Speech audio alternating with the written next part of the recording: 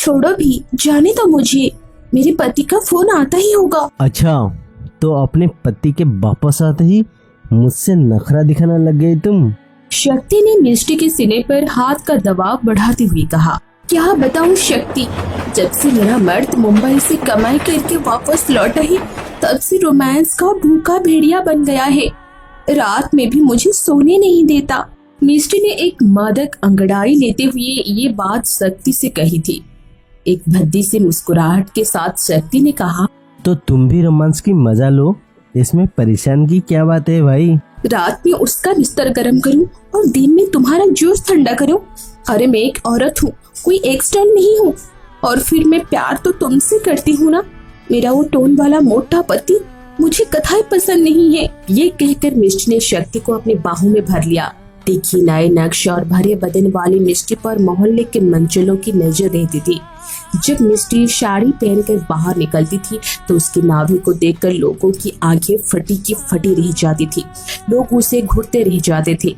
अपनी इस खूबसूरती का अच्छी तरह एहसास भी था मिष्टी को, और मौका पड़ने पर वो इसका फायदा उठाने से भी नहीं झुकती थी।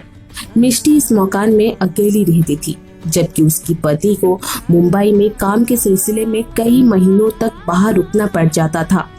मिष्टी को अपने पति के मोटे होने से चिढ़ थी, इसलिए उसने कई बार राकेश से खुलकर कहा भी था।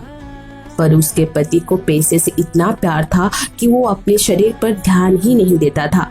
अपने पति की गैर मौजूदगी में जब भी मिष्टी की तबीयत कुछ खराब होती तो वो मोहल्ले के नुक्कड़ पर बने अस्पताल में दवा लेने चली जाती थी। तन्हाई की मारी हुई जवान और खूबसूरत मिष्टी की जान पहचान जल्दी उस अस्पताल में काम करने वाले कंपाउंडर शक्ति से हो गई, और मिष्टी और शक्ति एक दूसरे से प्यार करने लगे। मिष्टी को एक आदमी का सहारा मिला तो, और वो मिष्टी और शक्ति एक दूसरे से प्यार करने लगे। मिष्टी को एक आदमी का सहारा मिला, वो और भी निखर गई। शक्ति का डॉक्टर जब भी कभी भी अस्पताल से बाहर जाता तो शक्ति मिष्टी को फोन करके अस्पताल में बुला लेता। दोनों साथ में ही खाते पीते और अस्पताल में ही जिस्मानी सुख का मजा लेते।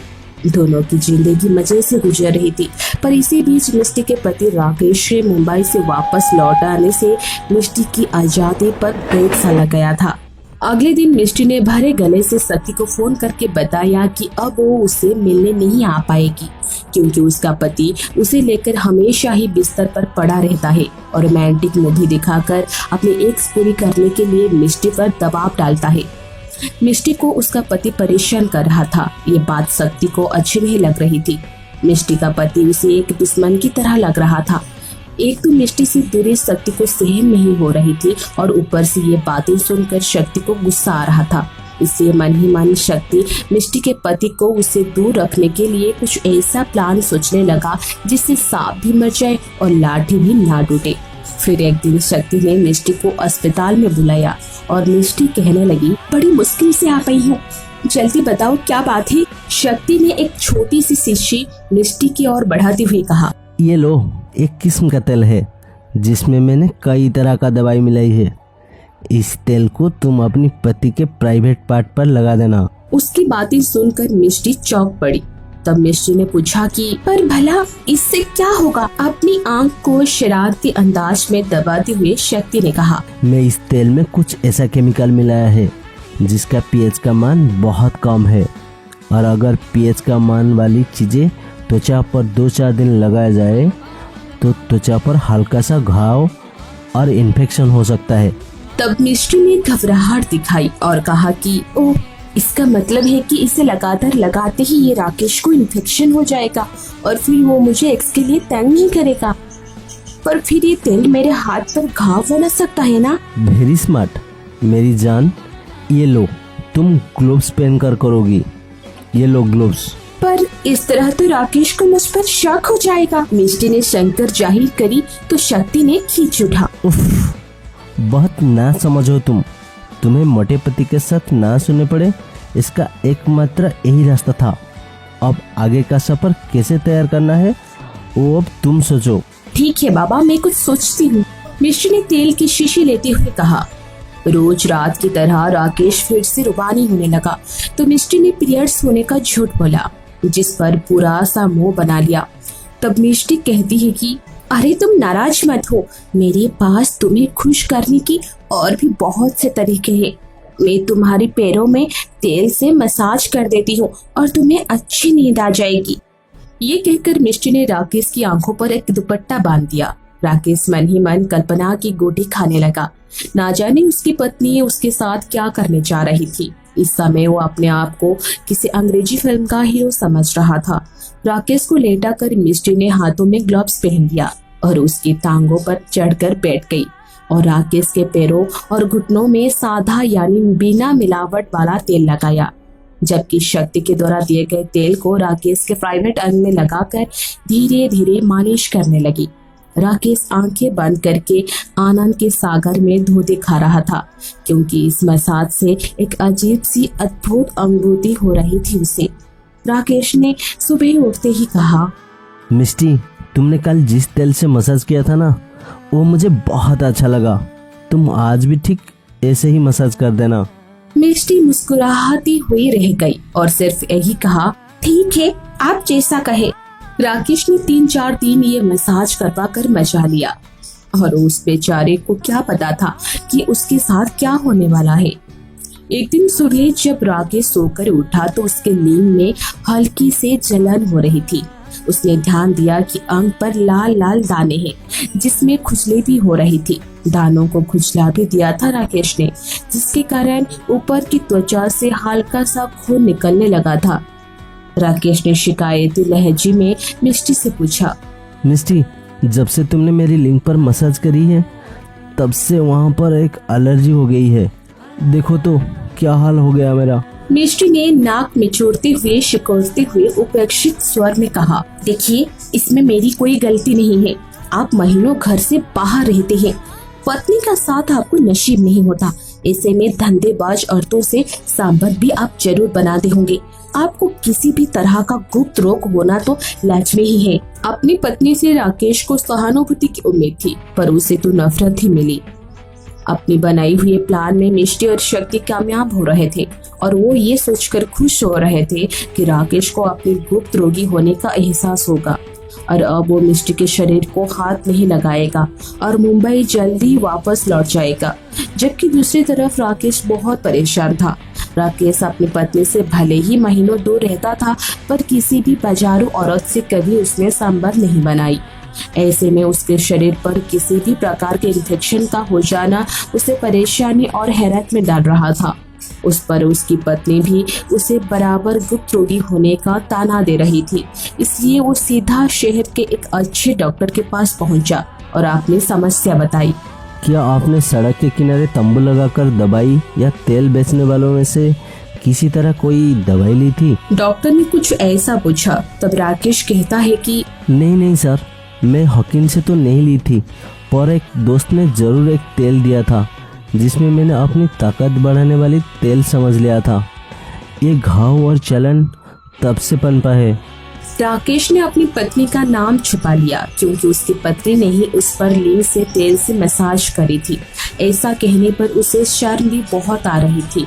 उस डॉक्टर ने राकेश को ढारस बंधाया और वो तेल उन्हें लाकर दिखाने को कहा ताकि वो उसकी जांच कर सके। जब राकेश ने वो तेल के शीशे डॉक्टर को लाकर दिखाई तो तेल का शुरुआती टेस्ट करते ही डॉक्टर चौंक गए और उन्होंने राकेश को जो बताया उसे सुनकर उसके पैरों तले जमीन खिसक गई।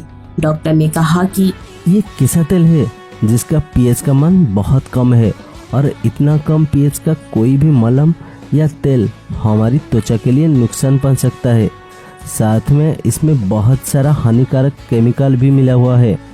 इतना नहीं, बल्कि इसका निरंतर इस्तेमाल से आप नपुंसक भी हो सकती है। डॉक्टर ने कुछ डरे हुए अंदाज में राकेश से ये सारी बातें कही। राकेश घर आया और मन ही मन सोच रहा था, मिष्टी तो मेरे साथ ऐसा नहीं कर सकता है, तो क्या मिष्टी को कोई नकली तेल देकर फ्रॉड किया? इसी सोच विचार में उलझा हुआ राकेश घर आया तो उसने मिष्टी को फोन पर किसी से बात करते हुए पाया। मिष्टी उस समय शक्ति से ही बात कर रही थी। राकेश को अचानक से घर आया देखकर वो हड़बड़ा सी गई और उसने फोन जल्दी से काट दिया। परेशान राकेश सोफे पर पसर गया और मिष्टी से एक कप चाय बना लेने को कहा। और खुद अपनी मर्ज की दवाई ढूंढने के लिए इंटरनेट खंगालने लगा। और राकेश का मोबाइल हैंग कर रहा था, इसलिए उसने किचन में जाकर मिष्टी का मोबाइल मांगा तो मिष्टी के चेहरे का रंग ही उतर गया और मिष्टी ने मोबाइल देने में हिचकिचाहट भी दिखाई और भारी मन से उसने अपना मोबाइल राकेश को दे दिया। उसकी ये परेशानी राकेश से भी छुपी नहीं रही, इसलिए मोबाइल को अपने हाथ में लेते ही राकेश ने मोबाइल के हाल में डायल किए गए नंबरों पर सरसरी नजर डाली तो उसमें पिछले डायल किए गए नंबर को फ्रेंड नाम से सेव किया था। राकेश ने मोबाइल के व्हाट्सएप पर फ्रेंड नाम की डीपी देखी तो एक युवक की तस्वीर थी। ये सवाल बार बार राकेश के मन में संदेह पैदा कर रहा था। राकेश ने घाट घाट का पानी पिया था। उसे कुछ शौक हुआ तो मोबाइल की कॉल रिकॉर्डिंग सुनने लगा और फ्रेंड नाम के युवक से हुई कॉल की रिकॉर्डिंग राकेश ने सुन डाली और उसे सारा माजरा समझते देर नहीं लगी। उसकी नसों में बहता खून बराबर उसकी कनपटियों तक जोर मार रहा था। उसका मन कर रहा था कि वो जाकर मिष्टी के गर्दन मरोड़ दे और कुछ सोच समझकर उसने ऐसा नहीं किया।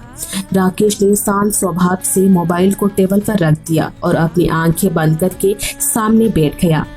मिष्टी जब चाय लेकर आई तो उसने राकेश को सोता हुआ देखा तो उसकी जान में जान आई। उसने झट से अपना मोबाइल अपने कब्जे में ले लिया। 1-2 दिन तक राकेश बहुत ही शांत रहा और अपने आप को खुश दिखाता रहा।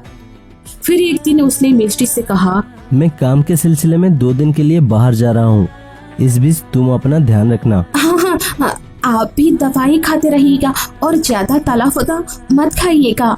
मिष्टी ने अपने चेहरे पर मुस्कुराहट लाते हुए कहा।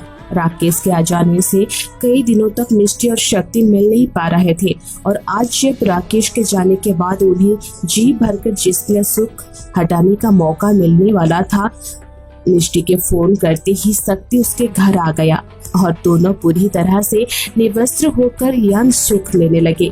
इन पूरे 2 दिनों में शक्ति मिष्टी के घर में ही रहा।